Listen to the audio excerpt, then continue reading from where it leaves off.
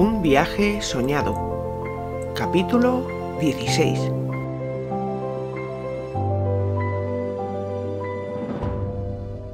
A la mañana siguiente se reunieron para desayunar. Jack portaba varios papeles y mapas y, cómo no, una gran sonrisa.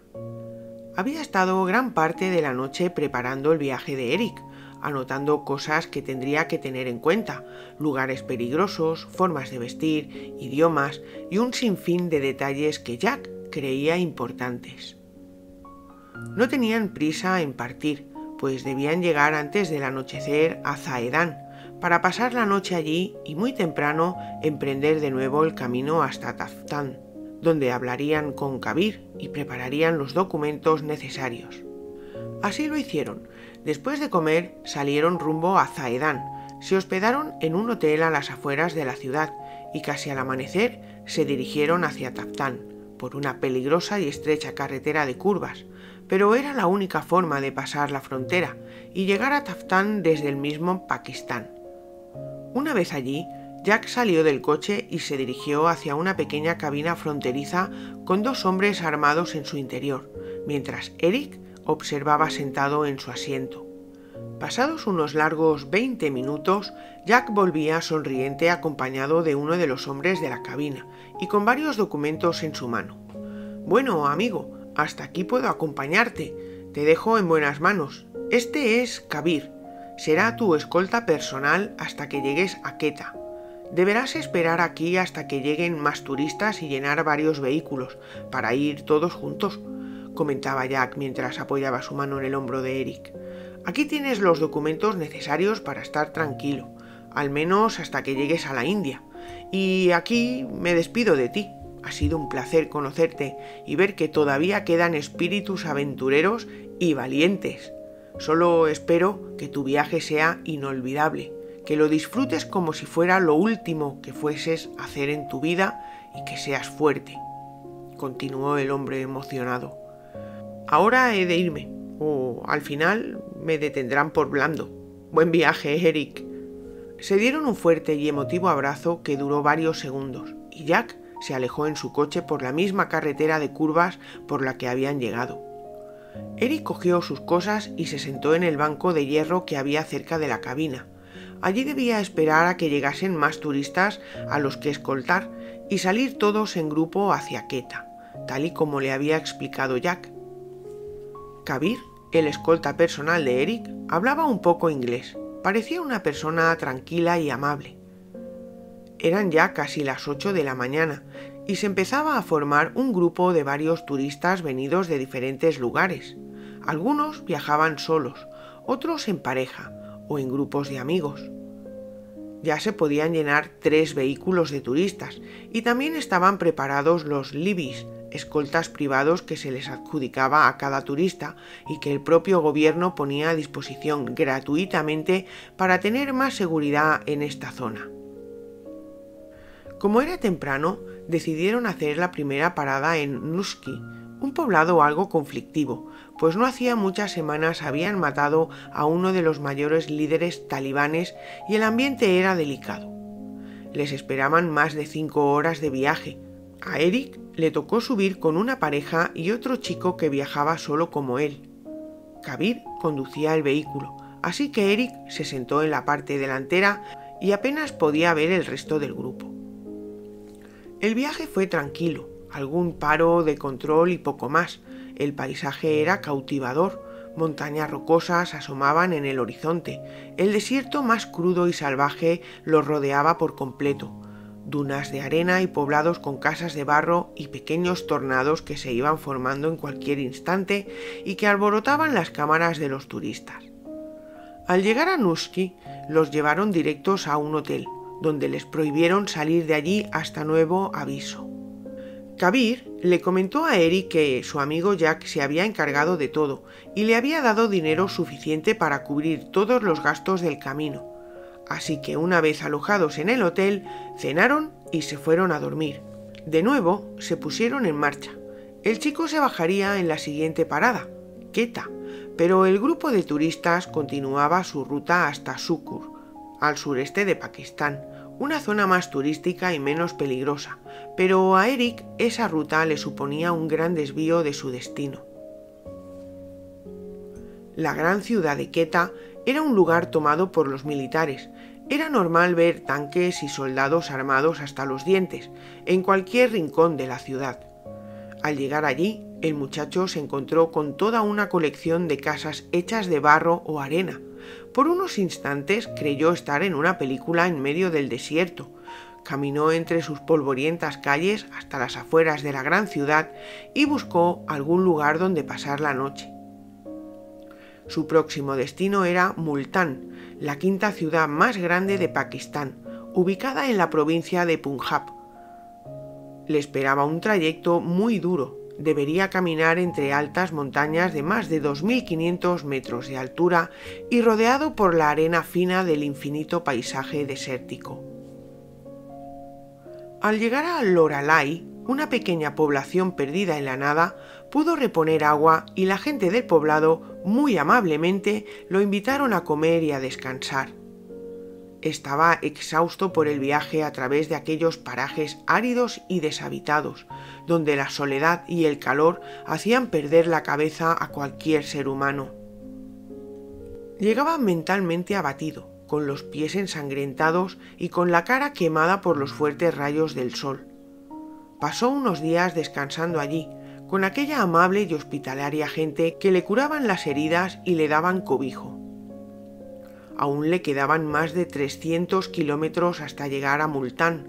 Debía pasar a través de una cordillera de montañas y pasar por el pueblo de Girdu. Aquel calor insoportable y el desolador y continuo paisaje desértico devoraban las pocas energías de Eric, que pensaba que en cualquier momento acabaría desplomado en aquel desábrido y pedregoso suelo. La carretera no terminaba nunca. El horizonte permanecía quieto durante horas de camino, sin cambio alguno al que agarrarse. Ya casi llegando a Dera Ghazi, por fin, el paisaje empezó a cambiar. Los campos de cultivo aparecían con timidez entre algún solitario árbol, y poco a poco aparecían más y más campos de cultivo con un verde oscuro más intenso.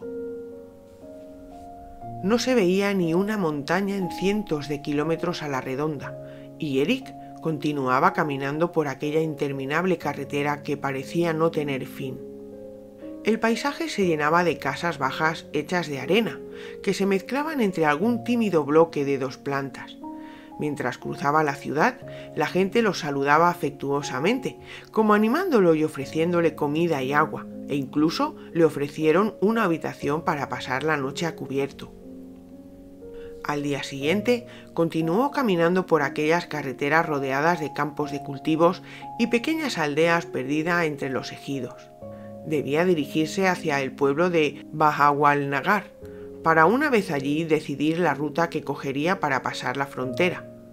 Las carreteras se llenaban de color con cada camión que se cruzaba con el chico, que le llamó mucho la atención ver aquellos antiguos y viejos camiones pintados y decorados con unos colores vivos que hacían daño a la vista.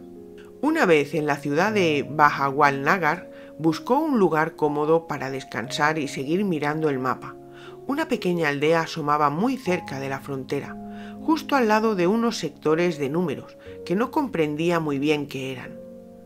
Su nombre, Godhuwala, y estaba a unos 30 kilómetros de donde él se encontraba, así que se dispuso a continuar con su camino hasta llegar allí. Resultó ser una pequeña aldea con apenas 15 casas, que más que casas parecían barracas hechas con trozos de diferentes maderas y tableros. La pobreza se podía ver en el ambiente. Los niños correteaban sucios y desaliñados detrás de un desgastado balón, dejando a su paso una espesa nube de polvo. Varios hombres sentados en las puertas de las casas observaban silenciosos al joven. En la pequeña plaza vio una especie de local donde vendían alimentos y refrescos y decidió ir a preguntar allí. «Hola, necesito saber cómo llegar a la India», preguntaba el chico con lentos gestos y palabras muy marcadas. «Falak», le contestó el hombre que regía aquel pequeño y mugriento local. El chico se quedó parado unos instantes, sin entender qué quería decir con aquella palabra. El hombre Al ver que Eric no entendía, señaló con su dedo la parte de atrás donde se encontraba el joven. Al girarse, vio uno de los coloridos y aparatosos camiones aparcado y volvió a mirar al hombre. «Falak, llevar», dijo de nuevo el hombre sin dejar de señalar el camión. Eric se acercó al camión que tanta gracia le hacía. Aquellos dibujos tan elaborados y estrambóticos y los colgantes por todas partes que se fundían entre dorados y verdes turquesa eran dignos de admirar. Mientras lo miraba embobado, un hombre se acercó a él. «¿En qué puedo ayudarte?», preguntó con acento hindú. «Hola, necesito pasar la frontera hacia la India y quería preguntar si conocía a alguien que me indicase cómo hacerlo», preguntó educadamente el chico. «Yo te puedo llevar mañana con mi camión.